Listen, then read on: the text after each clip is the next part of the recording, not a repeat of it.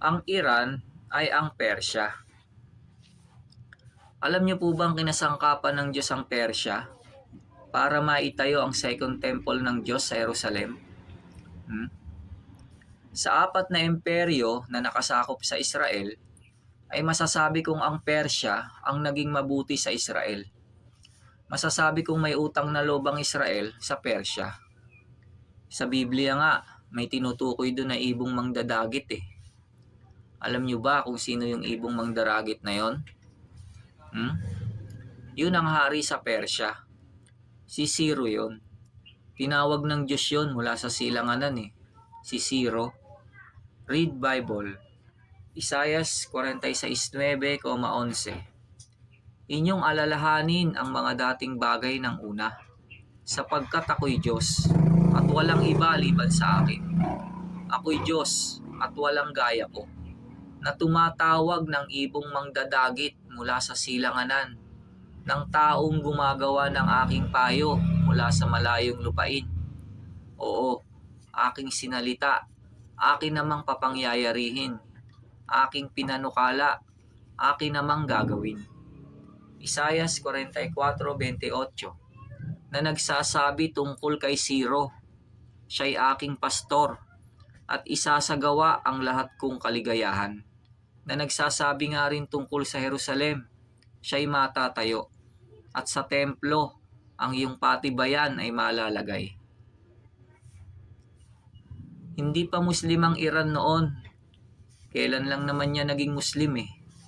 Noon lang din kung kailan kakasulpot pa lang ng relihiyong Islam. Palagay ko, kung hindi naging Muslim ang Iran, ay hindi yan makikipaggera ngayon sa Israel. Mabuti ang ginawa niyan sa Israel noon eh. Nababaitan talaga ako sa Persya na hindi Muslim. Sayang nga lang kasi nasakop ng mga Arabong Muslim. Kaya naging Muslim yan. Basa Biblia.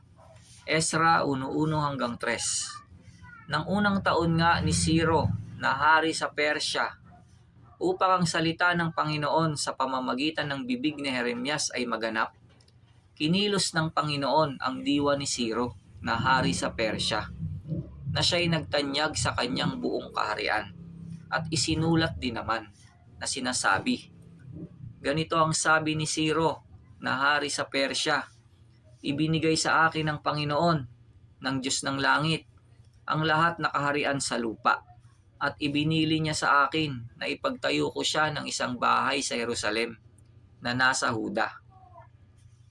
Sino man sa inyo sa kanyang buong bayan, sumakanya nawa ang kanyang Diyos, at umahon siya sa Jerusalem na nasa Huda, at itayo ang bahay ng Panginoon, ng Diyos ng Israel. Siya'y Diyos na nasa Jerusalem.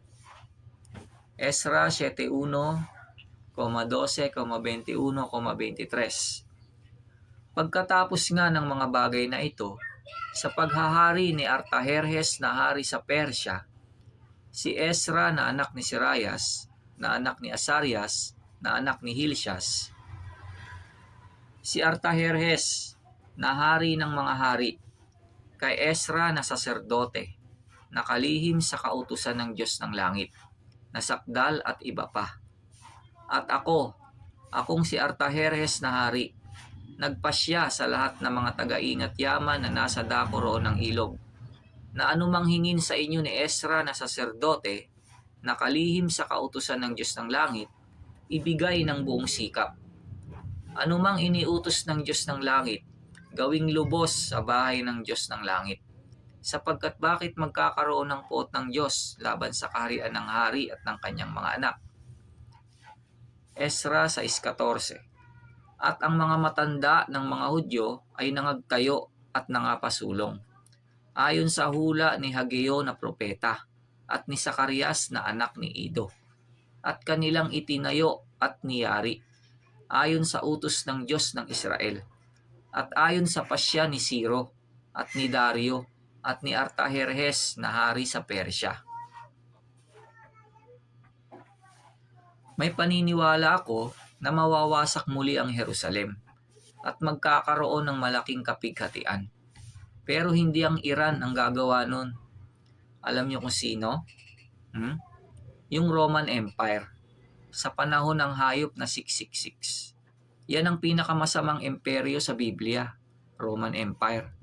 At diyan nabuo ang relihiyong Katoliko sa pamamagitan ng Roman Emperor na si Constantino at theologian na si Atanasio dahil sa paniniwalang Trinity. Noong ika-4 na siglo, 4th century AD CE. Kaya ingat po kayo sa Roman, mga kababayan, lalo na ang Israel, yung mga paa dyan sa photo. Alam nyo ba kung kaninong currency yung denaryo o dinar? Kay Caesar daw yung larawan at nakasulat dun eh.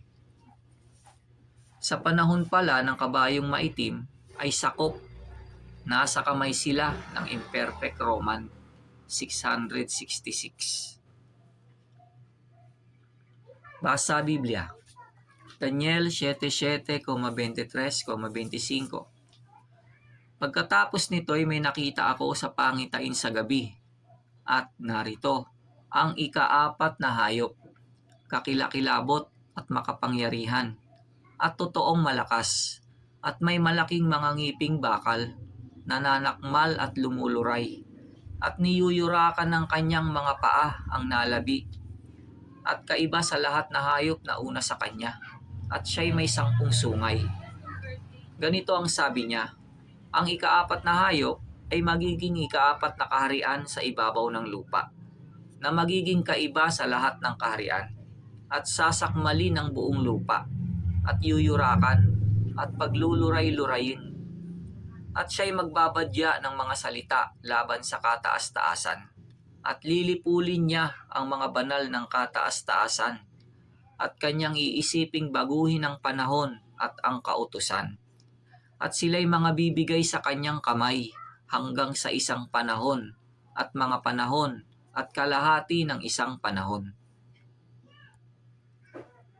Apokalipsis 6:2-4-6.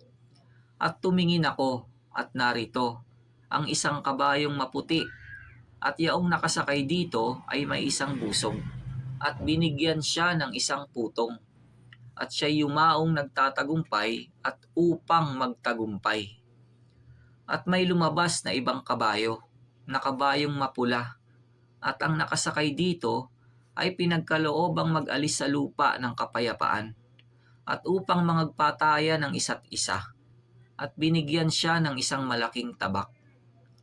At nang buksan niya ang ikatlong tatak, ay narinig ko sa ikatlong nilalang na buhay na nagsasabi, halika, at tumingin ako, at narito, ang isang kabayong maitim, at yaong nakasakay dito ay may isang timbangan sa kanyang kamay.